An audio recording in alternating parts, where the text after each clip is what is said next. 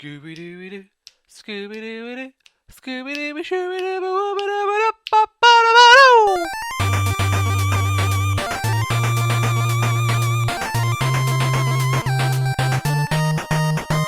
Hello everyone, welcome back to the E3 vlog. This is day 5 and today we're going to be talking about Xenoblade motherfucking Chronicles X, son. I don't need to tell you guys again, I'm a huge fan of Xenoblade. The original Xenoblade is one of my favourite games of all time. It is that fucking good.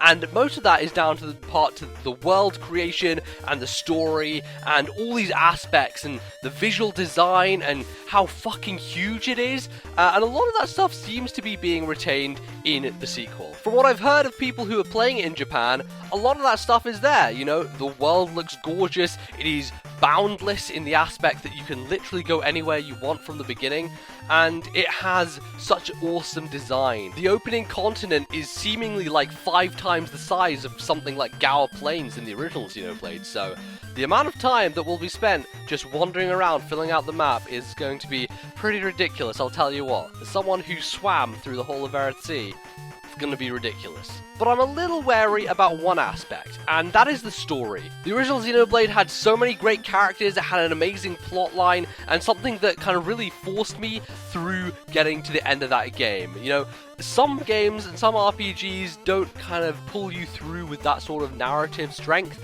and Xenoblade is certainly one that does it incredibly well. With that in mind, Xenoblade Chronicles X is operating a little differently. First of all, you can create your own character, which means that inevitably they aren't really going to be a part of the main story. Shulk was a character within his own right. Yes, he was the main character, but he had his own personality, he was a well-built, well-rounded person. Whereas the character that you create, I'm not even sure if they voice act him or her or whatever, because you can literally choose whatever you want to be. Reports say that really it focuses on the other characters in your party, and your character is more of a bystander watching the action and kind of getting the beats of the story as it goes along. Honestly, the podcasts that I've listened to who have been playing this and talking about this game haven't really gone overly deep into the story, so it really is that one unknown for me, and I don't want to spoil myself on it, because why would I? I want to have a fresh experience, so I'm very curious to see how it pans out, and I'm hoping that we'll get some kind of confirmation of a release date at E3 for this game, so that I can start getting very excited about it, because it really is the big game from Nintendo that I am the most excited for this year. As someone who is currently absorbed in Witcher 3 and is probably going to spend like 100 hours in that game, I could easily imagine myself doing the same with Xenoblade. Anyway, as usual, it's time to jump into the tweet of the day. This one comes from Mazakala, and they say, based on things you have seen so far, do you prefer the MMO way this game looks or the true RPG style of Xeno Chronicles? Well, it's interesting that you mentioned kind of MMOs, because I honestly thought that the original Xenoblade drew on them quite significantly. You look at the combat system, very kind of MMO influenced. The side quests, 100% undoubtedly were MMO influenced, with the fact that you had to go off and collect billions of doodads and just do different things for different villages.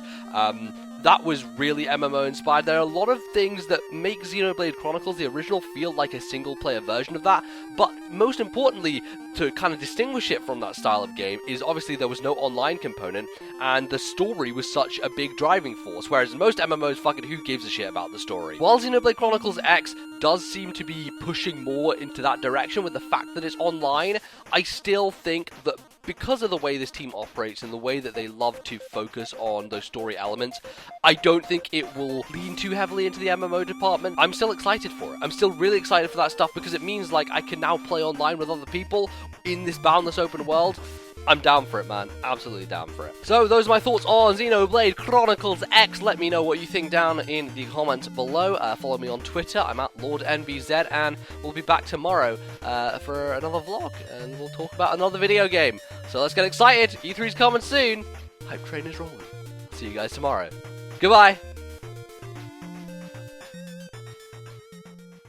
Recording, recording, recording, recording, recording. I am, and this is my face.